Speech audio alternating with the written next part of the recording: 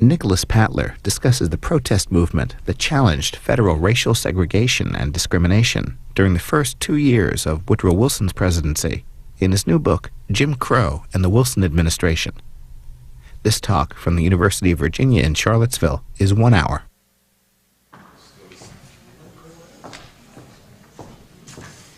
Good afternoon. I would like to welcome you all to this annual event sponsored by the Library's Multicultural Issues Committee. We'll go right into our program and the introduction of the guest author. Nicholas Patler is a resident of Stanton, Virginia. He holds a Bachelor of Science degree in government from Liberty University and a master's degree in liberal arts with a concentration in government from Harvard University Division of Continuing Education. He has written a number of articles for various publications, including the Journal of Southern History, as well as Peace Review, a Journal of Southern Justice. His most recent article offers a unique perspective and nonviolent option for the Palestinian-Israeli conflict. His first book, Jim Crow and the Wilson Administration, Protesting Federal Segregation in the Early 20th Century, was released in February of 2004 by the University Press of Colorado. He is currently adapting a screenplay taken from the book in collaboration with director Charles Burnett and Peggy Trotter Damon Priestley, based on the tragic life of early equal rights proponent William Monroe Trotter. A dedicated student of Mahatma Gandhi, Martin Luther King Jr., and Albert Lutuli, and others, Mr. Patler is committed to seeking solutions to violent conflict through peaceful means, such as nonviolent direct action. His hope is to be actively involved in teaching people in conflict situations how to use nonviolent direct action, both strategically and morally, to overthrow oppressive regimes and achieve group status, objectives, and empowerment. So without further ado, I present to you Mr. Nicholas Patler.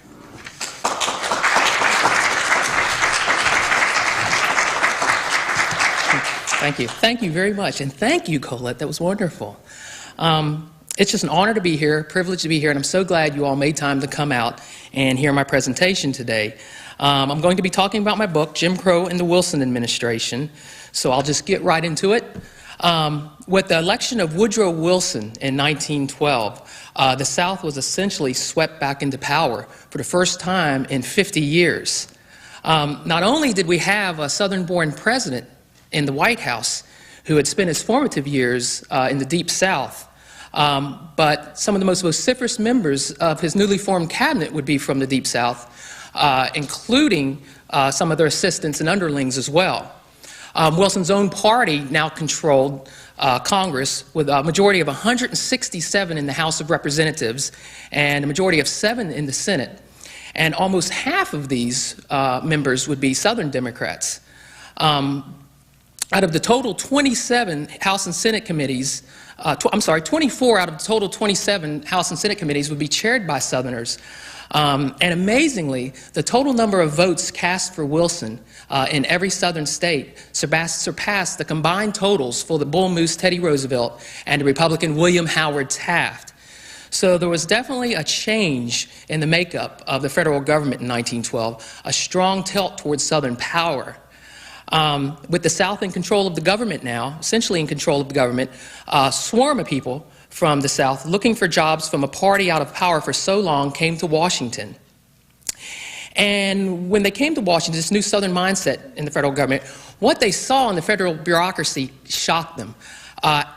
On the eve of Woodrow Wilson's election in 1912, over 12,000 African Americans were working in the federal departments in the nation's capital. In almost every department, in managerial and supervisory positions, they were working in a relatively integrated environment. And they were able to achieve this upward economic mobility, which they had no opportunity for anywhere else in the private sector. They were able to achieve this by taking the relatively colorblind civil service exam on an even par with whites. Nowhere else was this the case in the country. And so it enabled them to really achieve economic status within the federal government on an even par with whites. They were, and as I said, they were working in almost every type of position, supervisory, managerial positions. There were African-American women as well as men working in some of these positions. So you can imagine, once the South was back into Washington, back in power in Washington, you can imagine that they did not like this. And almost immediately, they launched a campaign to segregate African Americans. But it went much further than segregation. They actually downgraded African Americans from their positions, which essentially means they reclassified them into lower paying positions with very limited opportunities for advancement. And in many cases, they were harassed and they were terminated from their positions as well. So you can see that things just weren't working out very well for African Americans now in the federal government. The one last place that they had in this country, because every aspect of life throughout the country, even in the North, but in the Deep South especially, every aspect of life for African Americans was severely curtailed. They really, as you know, Jim Crow dominated Southern life. They had no room for economic advancement. They couldn't compete with whites as a free labor force in the South, and in many places in the North as well. And the main people that led these segregation efforts, or Jim Crow in the federal government, were Albert Burleson, a Southerner, in the Post Office Department, William Gibbs McAdoo in the Treasury Department, Josephus Daniels in the Navy Department, and many of their underlings and many of their assistants. And this policy was sanctioned and defended by President Woodrow Wilson himself. Going back to at least the Civil War times, never had a policy like this been sanctioned by a president of the United States. Even though you did have presidents who catered to white supremacy, you never had them overtly promote and sanction and defend a Jim Crow policy in the federal bureaucracy. This federal Jim Crow manifested itself in many ways. African Americans were segregated on jobs in rooms where blacks and whites had previously worked together as integrated teams. In other rooms, African Americans were petitioned off from whites behind makeshift partitions like lockers and various things like that. They were assigned the least desirable jobs and forced into inferior workspaces. African Americans were forced to use separate restrooms. For the first time in the Treasury and Post Office departments and other departments around Washington, colored signs and white signs began appearing above restrooms. Often the colored restrooms were far from the workstations where African Americans worked, so they had to walk far, whereas whites, their restrooms were very close to their workstations. In some cases, these were unisex facilities, which meant African American males and females used the same restroom, which most Southern whites would have been aghast to consider for themselves during this time period.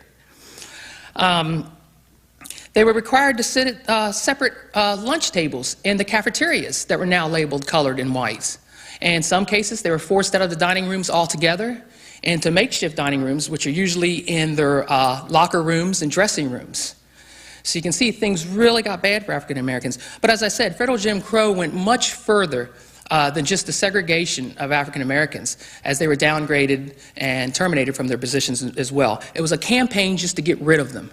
Whites wanted the positions, Southern whites especially wanted these positions, and they didn't like what they saw. They did not like the integrated environments that were in the departments. And one of their main complaints was they were shocked to see black male supervisors giving directions, instructions to white female employees in these federal departments. And interestingly, they couldn't use the old argument in the South that was really famous, that African Americans were inferior and that they needed to be separated from whites. The presence of so many African Americans in the federal departments in Washington refuted that notion, because African Americans had achieved status. They had competed with whites on an even par. And in fact, and a lot of some of the recorded test scores that I found, just sporadically listed in various papers throughout the country, I found that sometimes African Americans actually had the highest scores on civil service exams in the country. So it was really a refutation to the entire notion of a black inferiority. It really refuted all the popular scientific studies of the day that claimed over and over African Americans had low IQs. So now the Southerners that were in power in Washington had to find a more defensible argument, and that argument was, we don't want white women working so close to black men. And of course, that was just an excuse to get rid of them. But what my book is really about, and I talk about this, but what I really was amazed when this book was in its earliest stages as a graduate school thesis, what really amazed me is, and this is 40 years before the modern civil rights movement, but really, what really amazed me is the fact that tens of thousands of African Americans and white sympathizers rose up in protest against the Jim Crow policy being expanded and initiated in the federal government. Men, women, Native Americans, professionals to laborers, they rose up in protest and launched a collective protest not seen since the abolitionist movement, and used a lot of methods that really anticipated the modern civil rights movement. And I want to try to go over some of these methods with you because I think that some of them were sporadic and some of them were launched individually, but most of these were very strategic and they were launched on a collective level. And that was pretty amazing for the times. Now, realize that this is the progressive era. You're talking about the second decade of the 20th century.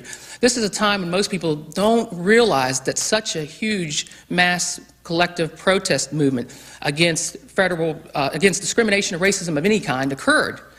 So this was very unusual. Most historians have castigated African Americans during this time period for being too divided over apathy, or too divided over bitter opposition over racial philosophies or personal jealousies. They just thought they were just too divided, and plus the racism, this was a period of time when racism in this country was at its zenith. And many felt that, whatever the African Americans did during that time period probably didn't matter. And so historians haven't really looked at protest activism during this period. But I challenge those notions and say that African Americans and white sympathizers did rise up. They did care deeply about the injustice that was going on in the federal government. Even Booker T. Washington, believe it or not, came out from behind the shadows and overtly protested against the spread of federal segregation and discrimination in the bureaucracy in Washington. But just to give you some ideas of some of the methods they used that I thought were very interesting, African Americans and white sympathizers used petitions. Mass meetings were held all over the country in 1913 and 1914. They signed petitions at these mass meetings. Hundreds, thousands of people signed these petitions. They either had them hand-delivered to President Wilson himself through a sympathetic congressman, or they either mailed them to the president, or in some cases, the petitions were actually printed in newspapers all over the country, and African Americans and white sympathizers signed the protest and pasted on names and sent them to the president. One of the most amazing petitions was one that was circulated by early equal rights leader William Monroe Trotter. William Monroe Trotter circulated a petition during the fall of 1913, for about a month and a half, circulated a petition in 34 states and managed to get 20,000 signatures. And realize this is a time when mass technological communication was still in its infancy. So that's pretty amazing that he was able to do that in about a month and a half, 34 states, and get 20,000 signatures. And the interesting thing is that many newspaper accounts that really discussed this petition claimed that over half of the signatures on this petition were from the Deep South. So utterly disempowered Southerners who are being crushed by racism during this time period rose up and were active participants in this protest. And I'll talk a little more about Southerners being in this protest as well in a few minutes. African Americans and white sympathizers used appeals in the press. That was another method. NAACP sent protests and details of federal Jim Crow to newspapers across the country. And interestingly, again, black newspapers in the South, usually two sheeters or four sheeters, just small newspapers with very limited space, often printed the details, printed the protests, printed petitions, and some even commented editorially. The protesters used publicity campaigns, which really overlaps with appeals in the press, but it was a little different. The NAACP and William Monroe Trotter and his organization, which was called the National Independent Political League, they would send the latest protests, Jim Crow details of what was going on in Washington, D.C., protest details. They were sending this information to large white newspapers, liberal white newspapers, and white news services across the country to try to get publicity for their cause. And these were like the New York Times, Associated Press, and other newspapers. The protesters used letter writing campaigns. People from all over the nation wrote letters to Woodrow Wilson to his cabinet members, to some of their assistants, protesting against federal Jim Crow. This was from east, west, north, and south. One interesting letter-writing campaign, I don't know if any of you are familiar with Carrie Allen McCrae, who wrote The Life of a Confederate General's Black Daughter. She's from Harrisonburg, Virginia. In her book, she describes her grandmother's letter-writing campaign, incessant letter-writing campaign to Woodrow Wilson. And her grandmother got everybody in the neighborhood to write letters to Woodrow Wilson protesting over the policy. And they just sent these letters daily to him, asking him to reverse this policy, to do something to stop it. I should just take a moment to explain why this is so important. You know, in a world, in a time when racism in this country was at its zenith, recognition for black achievement was something that was very rare. African Americans all over the country realized that blacks in the federal government had achieved some status, and they'd achieved that status competing with whites. And they were proud of what they achieved. They had achieved some upward economic mobility, and they were very dismayed when the federal government turned and crushed their aspirations. So this is the reason that you had federal employees also protesting this policy, but the federal employees were usually protesting the policy secretly. A lot of times, African-American federal employees were actually supplying details and information to protest organizations like the NAACP and the National Independent Political League, keeping them informed. Another thing that the protesters used was lobbying. Again, they lobbied William Monroe Trotter, Oswald Garrison Villard, who was the chairman of the NAACP, May Childs Nerney, who was the secretary of the NAACP, and protesters from all over the country, really protest leaders from all over the country, really lobbied public officials at the local, state, and national levels to enlist their support. And they did, believe it or not, even during this time period, they did find public officials who were very sympathetic to their cause. Of course, not in the Deep South, but really almost everywhere else. And interestingly, the Massachusetts legislature sent an entire collective protest to Wilson, signed by all the members protesting federal Jim Crow. And one person who they enlisted to support their cause was Honey Fitz, or John Fitzgerald, the Irish Catholic mayor of Boston, who was the grandfather of future President John F. Kennedy. He actually protested in petitions, letters, and in personal meetings with Wilson several times. So I thought that was pretty interesting. I thought that was pretty neat. And one that I really think, a method that these early protesters used that I really think anticipates the modern civil rights movement was direct confrontation. William O. Trotter and the National Independent Political League, his delegation of protesters, had met with Wilson 2 times over the racist policy in the federal government. Once in November of 1913, another time in November of 1914. And let me just back up a minute and explain a little bit about William O. Trotter. Lerone Bennett Jr. says he's the singularly most neglected figure in African American history. The best way to try to explain him to you, some of you may be familiar with him, but there hasn't been a lot written about him, only a few things here and there. There's been one biography that's been written about him in the 1960s, and I'm afraid that the biography doesn't end very well. I think it's kind of inaccurate. But the best way to try to help you understand William Monroe Trotter is if you take the passion of Martin Luther King Jr. and the intensity of Malcolm X, and you combine them into one person and throw them back 50 years ahead of their time. That's what this guy was like. You had one frustrated black man. He was a visionary. He was way ahead of his time. He was trying to do what Martin Luther King Jr. and Malcolm X and Ralph Abernathy and Jesse Jackson, he was trying to do what they were trying to do, but he was trying to do it 50 years ahead of their time. So that's what this guy was like. He was born, as a lot of people call him, a Boston black elite in 1872. He went to an all-white high school where he graduated as valedictorian and student body president. He went to Harvard College, where in his freshman year he earned the Distinguished Tutors Award for academic achievement. And in his junior year, he was inducted into Phi Beta Kappa. And he graduated from Harvard as a magna cum laude, which was pretty impressive. And his father had a pretty lucrative real estate business in Boston, so people kind of expected him to fall back into that elite lifestyle, enjoy luxury, and just enjoy a comfortable life. But amazingly, around the turn of this century, amazingly, and I emphasize that, he turned his back on the elite life that beckoned him, and he went into the most dangerous business an African American man could go into at that time, and that was struggling for black equality and fighting against racial injustice. So he's an amazing character, and his whole life is just a roller coaster ride. It's just an utter roller coaster ride of fighting, confronting people over racial injustice, getting beaten, getting thrown in jail. He ended up losing his wife, who was also in the struggle with him, prematurely to an influenza epidemic.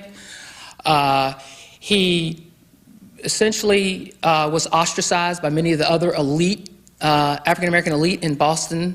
And don't get me wrong, the African-American elite in Boston cared a lot about black political and civil rights. They just couldn't understand Trotter's obsession with this cause at the expense of everything, even family. Trotter essentially went broke. He lost all of his money, but he kept going. He kept fighting. He kept struggling. And he died prematurely at age 62 in 1934. But I just kind of wanted to try to put him in perspective and give you a little bit about his background. Anyway, he met with Wilson 2 times in 1913, once in 1913, once in 1914. The time in 1913, Ida Wells Barnett, who many of you are probably familiar with, she was with him, and they both spoke to Wilson and protested against the policy. Wilson, at this point, right, federal discrimination had only been really getting bad for about 3 or 4 months. Wilson kind of played dumb and said, "Oh, I didn't know that things were so bad. I'll look into it." And so he had essentially promised the protesters that he would look into it. They knew he was bluffing, but they figured at least they can put him on record as promising to look into it. So they left. But things got much worse over the next year. And they went back, amazingly, they managed to set up a second meeting with President Wilson. And this time the meeting got very heated. Wilson and Trotter got into a major argument. And over federal Jim Crow, Wilson said he agreed with the policy, he had sanctioned the policy, and he admitted that he was defending the policy. And this really made Trotter mad. Trotter went off on Wilson. Wilson went off on Trotter. They went back and forth,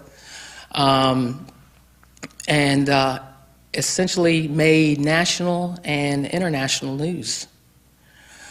Newspapers from all over picked up the meeting. They just couldn't believe that a black man would stand in the White House and speak to the president like this.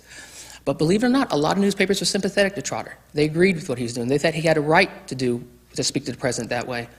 And of course, the European newspapers really thought he had a right to speak to the president that way. They were really on his side. But what I want to do real quick, I just want to stop my talk here. And I have actually written a screenplay on Trotter's life, which has recently been accepted by a director named Charles Burnett in Los Angeles. And Professor Jordan has been kind enough to offer his services to read some of the lines with me. And the lines that we're going to read from this particular scene are from the second meeting that Trotter had with Wilson. So if Mr. Jordan would come up, please.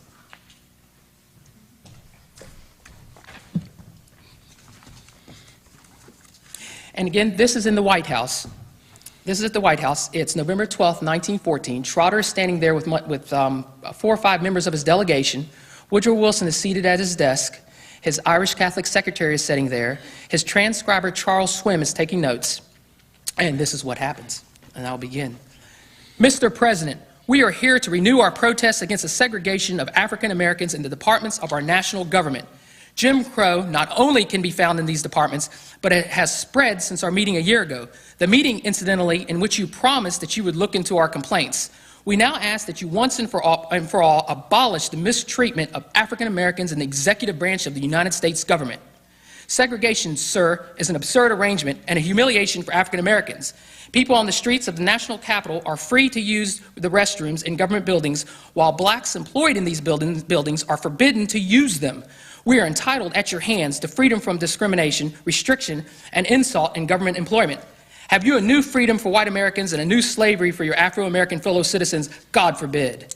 Segregation, Mr. Trotter, in my opinion, as well as my colleagues in the departments, is a practical solution to the inevitable friction that arises when the two races are mixed.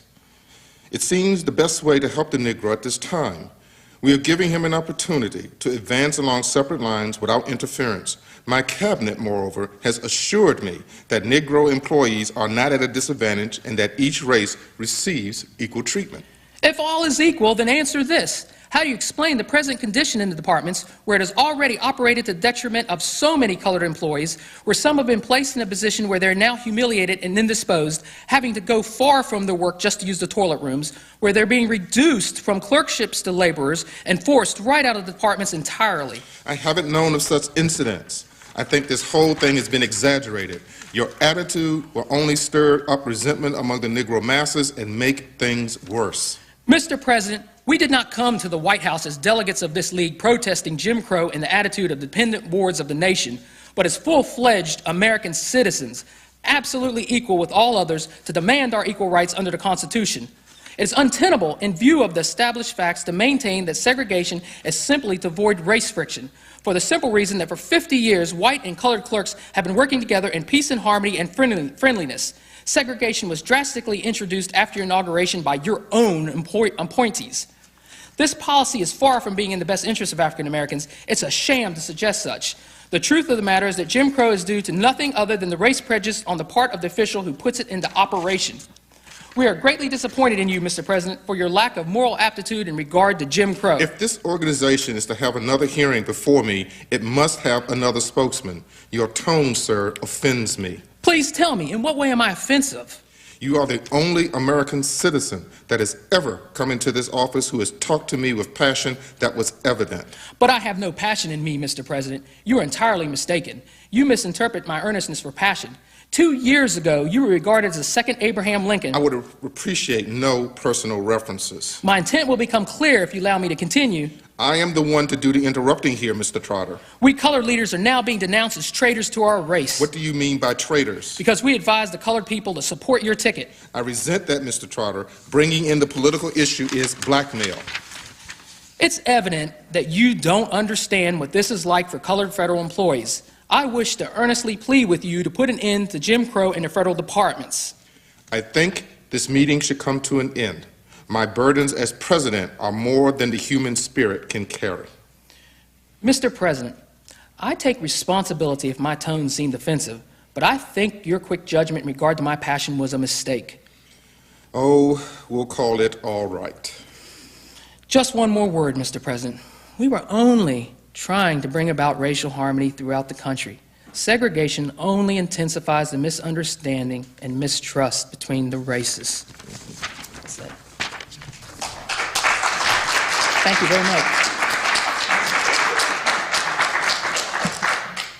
So that just kind of sets things, I think, kind of gives you a good perspective of what things were like then, the issues of the day, and of course this contentious meeting between William Monroe Trotter and President Wilson. Needless to say, Wilson never would give Trotter an audience again. He would never meet with Trotter. He even became upset with Trotter and had referred to him, ironically enough, as that despicable person Tucker. Tucker, a lot of you may not realize, was a way to mask the more traditional racial slur of the time, which was the N-word. Joseph Lewis Tucker was an Episcopal clergyman in the late 1800s who synthesized the theme of black retrogression, which essentially maintained that blacks, in the absence of the bonds of slavery, were regressing instinctively to sexual predation and were declining morally. And Encyclopedia Britannica actually in 1884 called Tucker an expert on the fact that Negroes are non-moral. So if you ever come across the term Tucker, generally it's a negative term, especially when you hear Southerners or anybody during the Progressive Era and before that time referring to African Americans as Tuckers. So the protests continued, and with all the methods that I've described, there's a few more. Besides a direct confrontation. There was also a march in Boston to protest Jim Crow. Now, most people don't realize that a march occurred this early on. That was protesting racial discrimination and trying to obtain black equality. But it did. It occurred in Boston on December 1st, 1913. Two different protesters started from two different sections of Boston, merged halfway, sung spirituals, and ended up at Faneuil Hall, where they held a huge protest meeting where petitions were signed and sent to President Wilson. Again, this is 40 years before the modern civil rights movement. that this occurred. African Americans and white sympathizers galvanized black communities to get them involved in the protest. The NAACP worked hard to get field workers out all over the country to try to get communities, people involved, organizations, churches, people from all over. And then the NAACP during this time, interestingly, it was driven largely by women. There were men in the leadership roles, but women at the national level, over 29 women served in positions on the national level. 82 women served as positions, high-profile positions in branches all around the country. One woman was actually president of the Seattle branch, Miss Letitia Graves. So women were active participants. They were the engines in the NAACP, and they were really out there protesting and trying to get support and other people enlisted to confront the federal government over Jim Crow. The NAACP and Trotter and other protesters used networking. Again, this is a time when mass technological communication is in its infancy, but they managed to network with branches in other states and other cities to help them set up meetings all over. And again, you know, the telephone is fairly new on the scene. 1913, 1914, maybe a quarter to a third of households had them. Certainly lower income households didn't have them. The radio wouldn't become a common household item for conveying information until the 1920s with improved technology. So this is pretty amazing stuff that's going on. And the final method that they used, which I really believe also anticipates the modern civil rights movement, are the mass meetings that were held all over the country, everywhere except the Deep South. These mass meetings, again, were huge, hundreds to thousands of people. They were held from New York to Topeka, Kansas, to Seattle, Washington, to Northern California. Again, this is 1913, 1914, not 1950 or 1960. One meeting that really I thought was amazing was held at the Metropolitan AME Church in Washington, D.C. on the night of October 27th, 1913. This meeting had 4,000 to 5,000 people packed in the church to hear the latest about Jim Crow and to protest by petition, and had an overflow of about 3,000 to 4,000 people outside of the church. Now this and several other meetings were as big, some of them were even bigger than the ones held in the modern civil rights era. They were electrifying, they were dynamic, they were usually held in churches and sanctuaries all over the country. They sang hymns, speakers would get up and speak passionately about Jim Crow. The remarks were punctuated by "tell the truth, brother," and "amen," the same things that we would see in the modern civil rights movement for this early period. Trotter, after a second meeting with Woodrow Wilson, William Rowe Trotter held mass meetings in a few cities around the country. These mass meetings were utterly different from anything that had been held before because they were utterly, African Americans felt a burst of optimism. Trotter had stood up to a white leader who was supporting Jim Crow, and in their eyes had scored at least a symbolic victory. So many people felt like an irrevocable step towards black equality had been taken. They would shortly thereafter be very, very disappointed, but for at least a month or two after the Trotter-Wilson's meeting the second time, they felt optimistic. In the mass meetings that Trotter was a part of, he would stand up on the stage, and when he would stand up on the stage, people would go crazy. They would just clap for a minute, 5 minutes, 10 minutes at a time. And when Trotter would try to speak, they would just keep clapping for him. And he would have to wait for him to calm down. They would pound their fists, they would stomp their feet. And whenever Trotter would describe his meeting with Wilson, they were just overjoyed. They were just on fire. They were just possessed. And they were just yelling and saying amen and yes and tell the truth and clapping, and the roof sounded like the roof was going to just explode off the church. And whenever Trotter would mention Wilson's name, they would hiss and boo and talk about throwing him out of the White House and things like that. So these meetings were a little more, I'm not sure if aggressive is the right word, but they were a little more energetic than some of the other meetings that had been held. Even though the other meetings were pretty energetic, but these meetings were just an energetic atmosphere, very dynamic. Now, was the protest a success? This amazing early protest? Unfortunately, no. It was not a success. Things got much worse. The protest was drowned out by the advent of World War I in Europe. Newspapers around the country quit printing protest details, or at least put them on the very back pages and little tiny, little miniature articles that nobody read, because they couldn't talk about anything else than World War I. They were debating whether neutrality was possible, and if neutrality wasn't, they were wondering when the United States would enter World War I. So it was drowned out. The protest against federal Jim Crow was drowned out prematurely, and things got worse in the federal government. African-American status declined until 10, 15 years later. The only positions you could really find them in were in custodial positions.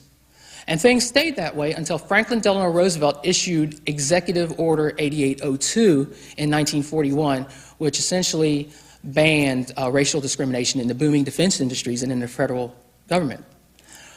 But with that said, the protest was a success in another way. It brought together African Americans and white sympathizers collectively for the first time on such a huge level, and it challenged the Booker T. Washington argument that African Americans, if they build themselves up economically, whites, they will sooner or later get the respectability of whites.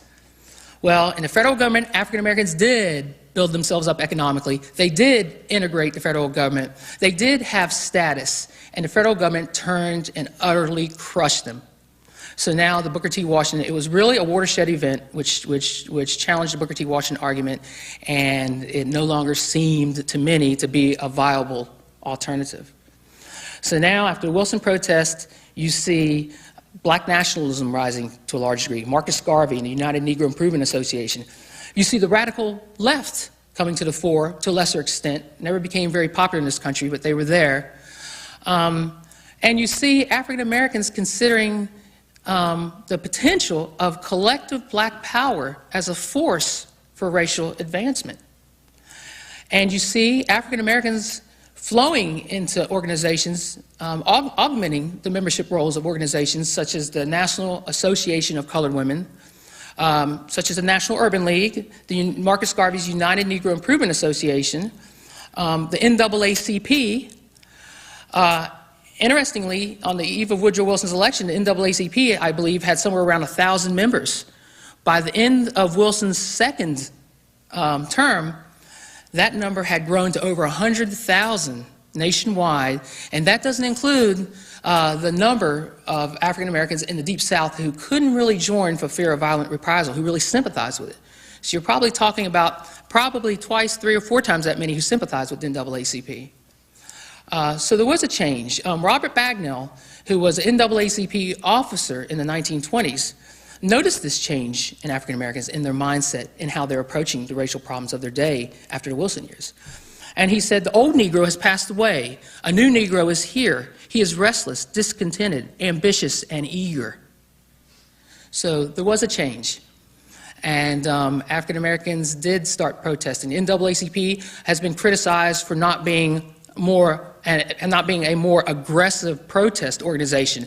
They've been criticized sometimes in those early days for moving towards legal action, but realized that their approach was radical in the sense that they took the white man's own legal apparatus and turned de jure or legal racism on its head by challenging incessantly Jim Crow and racism in this country, statute by statute, case by case, law by law, until the edifice of Jim Crow began to crumble. So you see, they weren't successful in stopping Jim Crow in the federal government, but they were successful in forming a new, I think, collective consciousness that we would see really come to the fore in the modern civil rights movement. I think they helped set the tone and groundwork for the modern civil rights movement. I certainly think William Monroe Trotter, who's been neglected, and I hope he'll get his due now, because unfortunately, a lot of African-American sites, even during Black History Month, rarely mention William Monroe Trotter. And I think he's extremely important for setting the tone to the modern civil rights movement. It was emphasis on direct confrontation, which was used in the modern civil rights movement, and his emphasis on integration and trying to achieve Black equality. So Trotter is very important. And I think I'm sad sometimes because I don't think people in the modern civil rights movement, the leaders or the participants, remembered Trotter. They remembered, other leaders, even W.E.B. Du Bois, by the way, who was a friend of Trotter's, who, believe it or not, in the early days, in 1900, 1901, 1902, Trotter actually criticized for not being radical enough, because we kind of associate W.E. Du Bois as being very radical. But Trotter felt like, a lot of people don't realize W.E. Du Bois was aligned with Booker T. Washington in his early days, and that upset Trotter. Trotter eventually left the side of Booker T. Washington, if you could ever say he was really at the side of Booker T. Washington. But because I don't think he wholeheartedly embraced Washington's policy of building ourselves up economically and forgetting about fighting for our rights and struggling against racial injustice. But he did become more radical, and he aligned himself more with Trotter. But his protest was very different from Trotter's. Trotter was active protest. Trotter is what we would see with King and Malcolm X, actively confronting those responsible for racial injustice. Whereas Du Bois mostly protested through scholarship and articles, and many of you are familiar with the souls of black folk, and that was Trotter's method.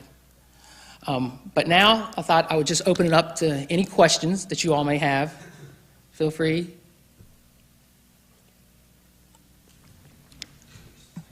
Yes?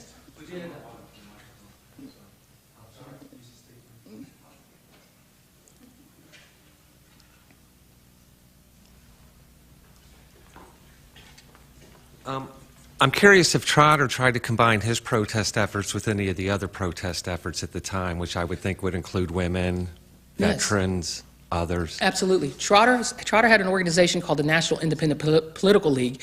It went through several incarnations, changed names several times. I don't know why, I never could find out.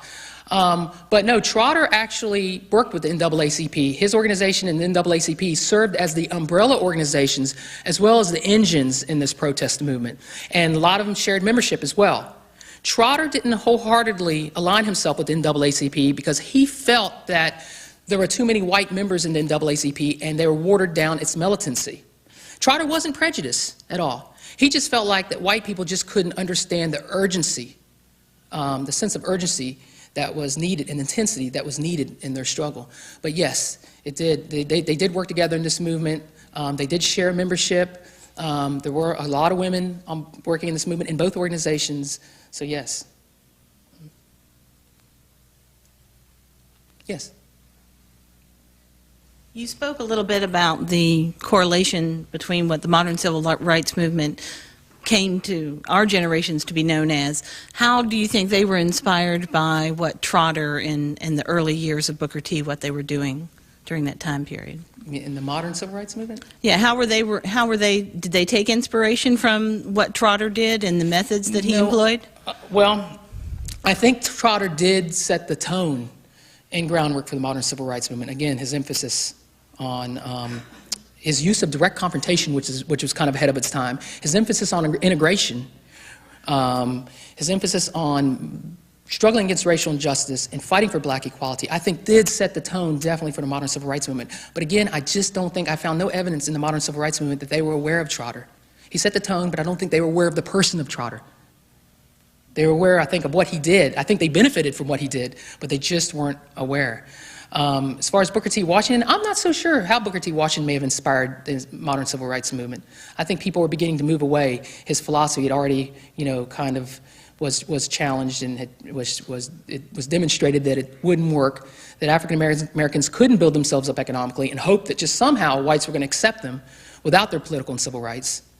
I think most people after the Wilson years realized that African Americans, yes, build yourselves up economically, but we also need to fight for our political and civil rights too, in some form or another. So, yes.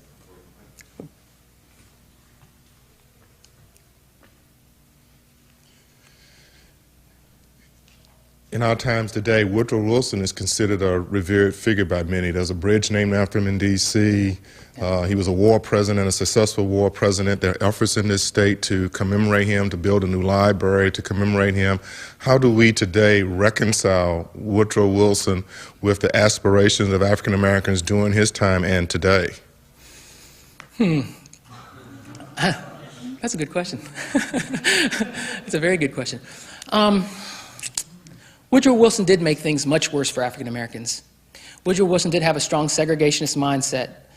He was given impetus, I think, from his strongly Southern cabinet, from the people that were around him, and from his wife, Ellen Axon Wilson, who had the strong segregationist mindset. Woodrow Wilson at best can be described, his attitude can be described at best as overwhelmingly paternalistic towards African Americans. His ideal of better race relations was the most limited contact and interaction between blacks and whites possible.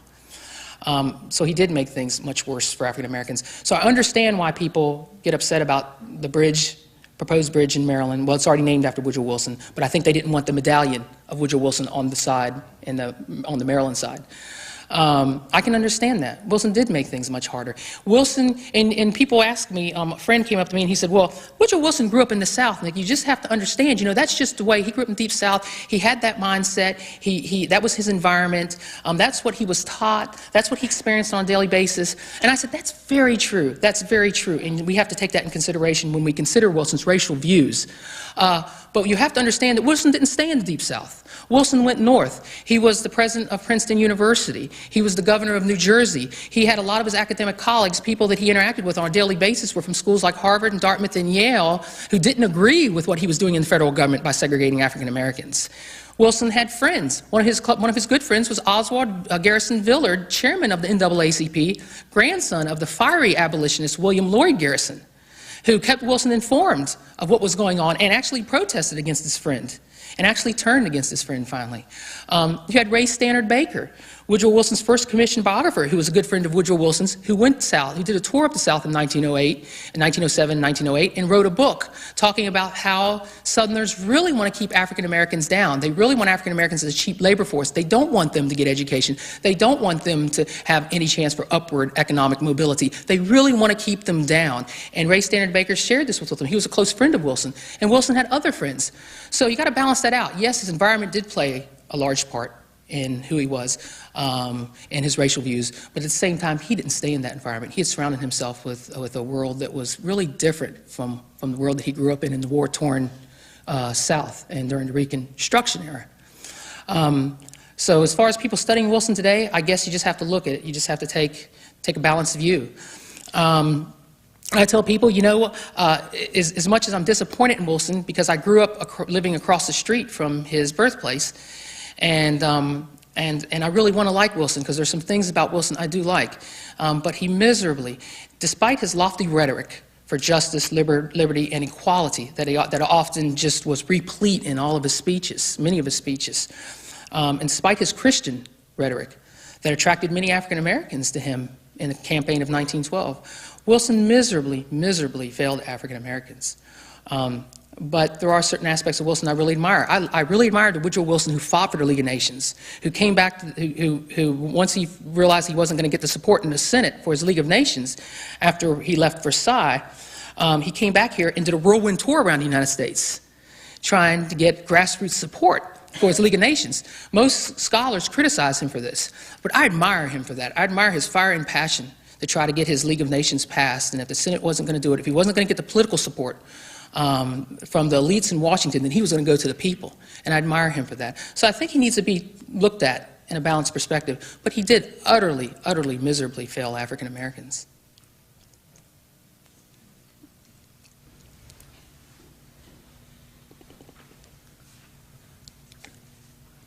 I would be interested in hearing you elaborate more on Ida B. Wells, Barnett, and Trotter's efforts and the organizations that they might have individually been involved in. Yeah. Thank you. Yeah. Well, let me just say I love Ida Wells Barnett. She's 70 years before Rosa Parks. Ida Wells Barnett refused, many of you know this story, she refused to go to the back of a train, or refused to leave the white section of a train, give up her seat to a white man, and was forcibly thrown off of that train. This was in 1884. She sued in the lower courts and won. It went to the Tennessee Supreme Court, which was dominated by this time by former Confederates, and she lost. She was Trotter's. She was a female version of William Monroe Trotter. They were good friends. They liked each other. They enjoyed each other's company. She formed a branch of Trotter's National Independent Political League with her Negro Fellowship League in Chicago, and kind of merged the two organizations. When the first meeting with Wilson in 1913. Ida Wells Barnett went with him, went with Trotter, and she was the only, it was Trotter addressed Wilson, and the only other delegate to address Wilson at this first meeting was Ida Wells Barnett. And I thought, how amazing. Here you have a black woman who's doubly disempowered. She's black and she's a woman. She can't sit in the section of the train she wants to sit in without being forcibly removed. She can't vote. She can't go anywhere. And here she is standing up in protest in front of a white, Southern-born president. And what she told him was pretty amazing. She told him that the only way, President Wilson, you can understand what this thing is like for my people is for you to wear a face that is black or brown. So I thought, wow, wow. And I thought, what was going through Wilson's mind? Because he idolized the Southern Victorian white woman. He scorned suffrage fighters like Ida Wells Barnett, who during Wilson's inauguration had marched in a suffrage parade, a female suffrage parade. So I thought, what was going on in Wilson's mind when she was speaking? I'd love to see his face when Ida Wells Barnett. I'd like to see his face when Trotter was speaking to him, but I'd really like to see his face when Ida Wells Barnett stood up to speak to him. Interestingly, Wilson's own transcriber, Charles Swim, attributed those remarks to William Monroe Trotter. But I went back and found Trotter's newspaper and a lot of other people and speeches and everything, and Ida Wells Barnett had said those remarks. So I wonder if Charles Swim did that on purpose. I don't know. But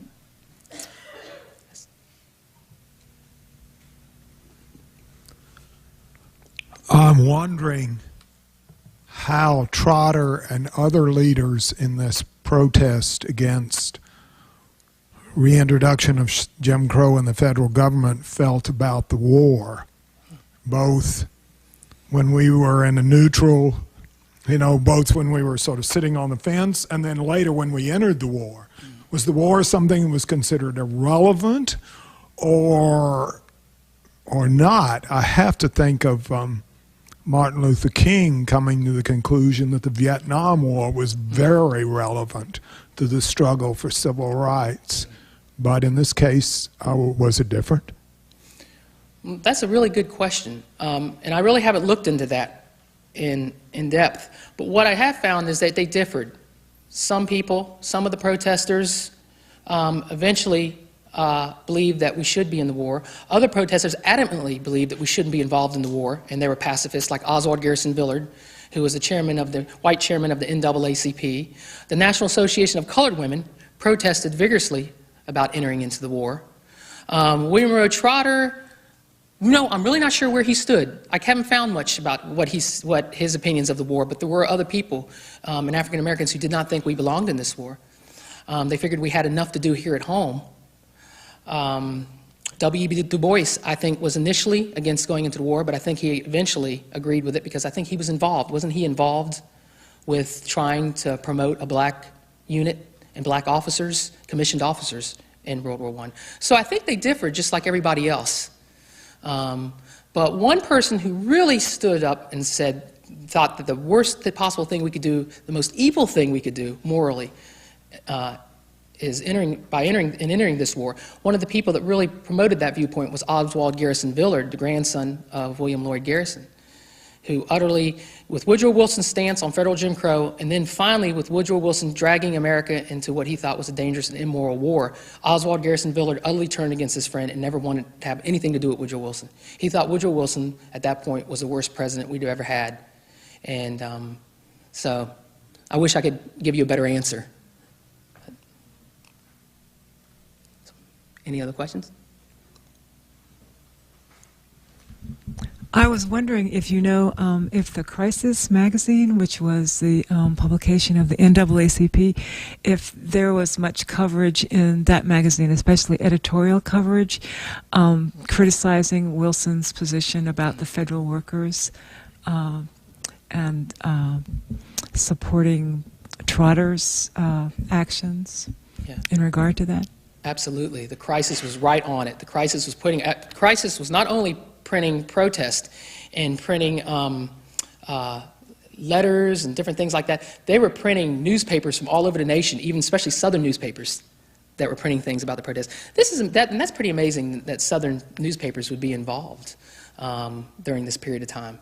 But the good thing is their newspapers were usually ignored by the whites in those areas, so it was kind of a safe thing to do. But the fact that they did care deeply about the injustice that was going on, and Trotter printed these in the crisis. Du Bois, who was in charge of the crisis, printed these in the crisis. He printed Trotter's protest in the crisis. He printed everything. Crises are just full, packed. It's a great resource for this movement, a great resource for this movement. Yeah. We can entertain one more question. Then I'd like to ask you, could you tell us what happened to Trotter at the end of his life? Trotter, I call Trotter a Steinbeckian character. His life is fascinating and it's utterly tragic. As I mentioned earlier, he lost everything. He became I think he suffered from some form of depression. He became very disoriented at the end of his life. He kept fighting, but he was disoriented. He was feeling, he was ostracized. He didn't have a whole lot of friends. People just thought he was too dangerous, too much of a fireball.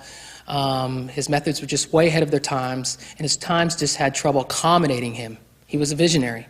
And Trotter became more and more disoriented as he got older, and at the end of his life, he died. He was living in an apartment that his sister owned, and it was a flat roof apartment in Boston. And he had a habit of going up to the flat roof and pacing back and forth to think. And it got to the point where he was pacing back and forth, and he was mumbling to himself, he was talking to himself. One night, he went up to pace back and forth, and he fell off the roof of the apartment, and he died. I wish I'd have brought some of the eulogies with me, because the eulogies are amazing that the people wrote for the time. Just writing about him being one Chicago whip. He's talking about how he was a pathetic character who lost the support of his people and lost his cause. And then in another tone it said, but he stands defiant, still ready to battle Jim Crow. I wish I had it memorized, because I think you would enjoy it. I should have brought it. Please join me in thanking Mr. Patler for an excellent presentation. Thank you. Thank you very much. Thank you very much. Thank you. It was an honor. Thank you all so much for coming out. Please feel free to help yourself to refreshments and mix and mingle with the author. Thank you. Jim Crow and the Wilson Administration is Nicholas Patler's first book. It's published by University Press of Colorado. Visit upcolorado.com for more information. Nicholas Patler discusses the protest movement that challenged federal racial segregation and discrimination during the first 2 years of Woodrow Wilson's presidency in his new book, Jim Crow and the Wilson Administration. This talk from the University of Virginia in Charlottesville is 1 hour.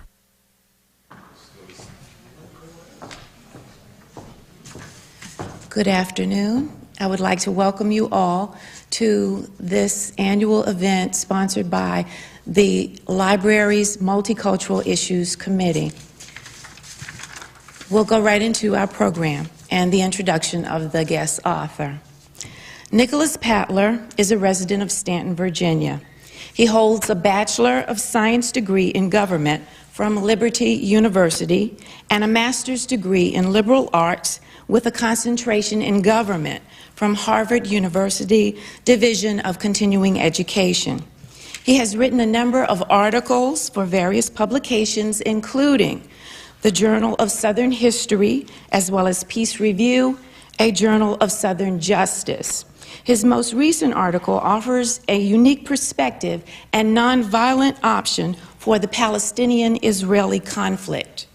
His first book, Jim Crow and the Wilson Administration, Protesting Federal Segregation in the Early 20th Century, was released in February of 2004 by the University Press of Colorado.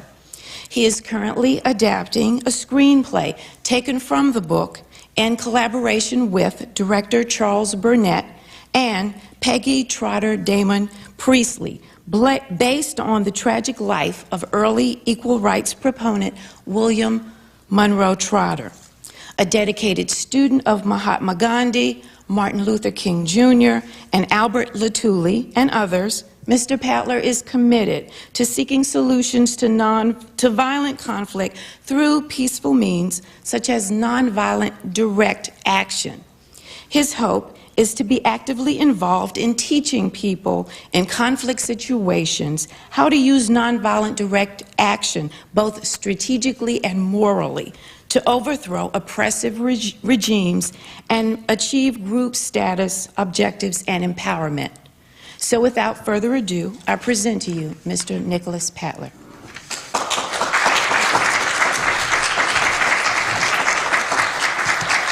Thank you. Thank you very much. And thank you, Colette. That was wonderful. It's just an honor to be here, a privilege to be here, and I'm so glad you all made time to come out and hear my presentation today.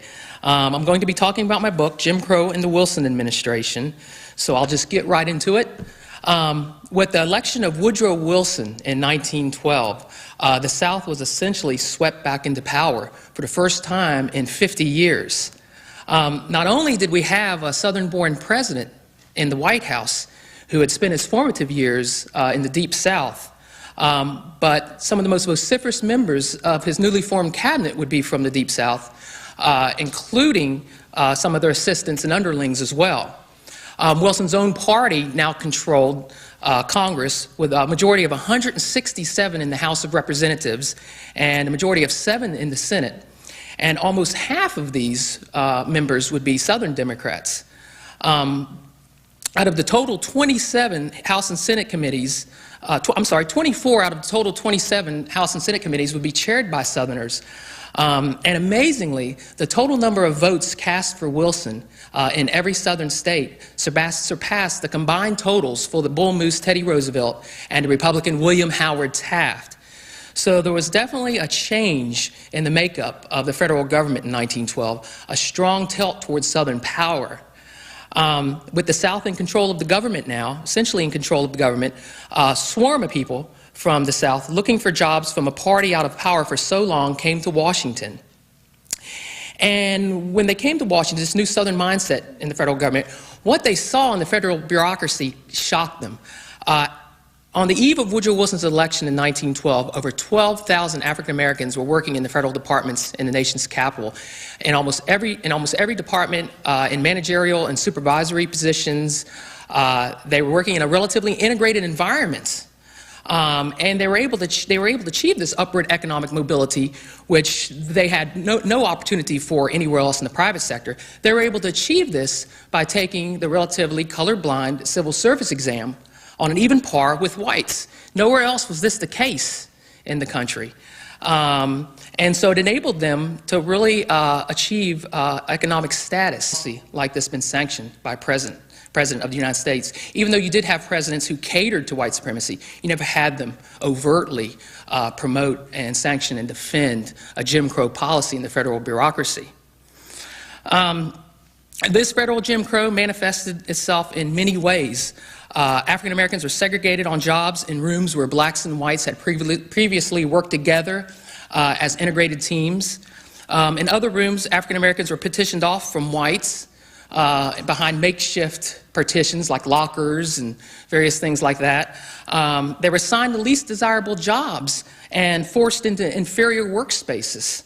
African Americans were forced to use separate restrooms. For the first time in the Treasury and Post Office departments and other departments around Washington, colored signs and white signs began appearing above restrooms.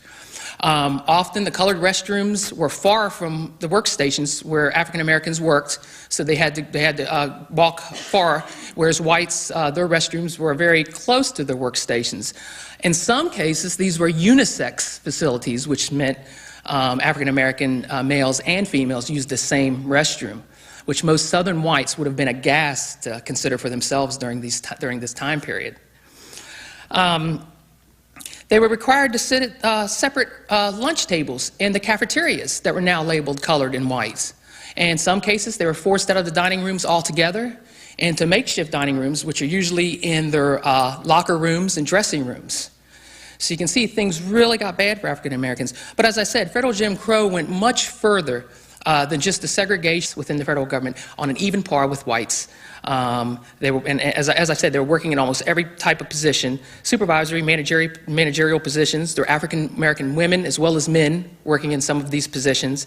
So you can imagine once the South was back into Washington, back in power in Washington, you can imagine that they did not like this. And almost immediately, they launched a campaign to segregate African Americans. But it went much further than segregation. They actually downgraded African Americans from their positions, which essentially means they reclassified them into lower paying positions with very limited opportunities for advancement. And in many cases, they were harassed and they were terminated from their positions as well.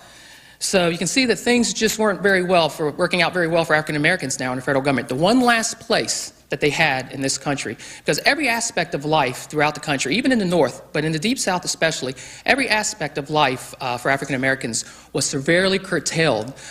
They really, as you know, Jim Crow dominated Southern life. They had no room for economic advancement. They couldn't compete with whites as a free labor force in the South, and in many places in the North as well.